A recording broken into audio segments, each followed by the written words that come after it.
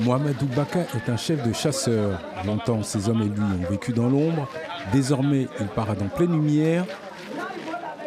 Jour et nuit, il traque les membres de Boko Haram. Mohamedou Baka appartient au groupe de civils volontaires assurant la protection et la sécurité des populations des États de l'Adamawa et du Borno.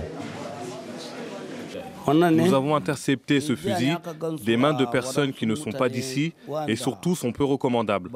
Pas vraiment le type de personnes les bienvenues pour les autorités. Nous les avons neutralisés lors d'une patrouille et nous avons donc récupéré cette arme. Des milliers de chasseurs opèrent aux côtés de l'armée depuis août 2014. Leur rôle a été déterminant pour libérer une large part du nord-est du Nigeria. Boko Haram a contrôlé jusqu'à 90% de la région. Les insurgés ont pris possession des bâtiments publics comme ici ce poste de police dans la localité de Hong. Partout, écoles et églises ont été saccagées ou brûlées. Pour avoir la vie sauve, les habitants avaient peu de choix. Fuir, se convertir à l'islam ou bien résister.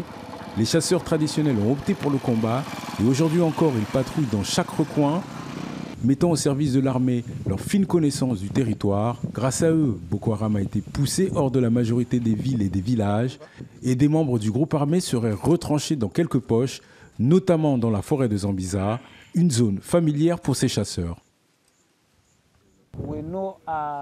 Nous savons où Boko Haram se cache. C'est pour cela que nous arrivons à aller dans ces endroits avec les militaires et nous les affrontons près de la forêt de Sambisa.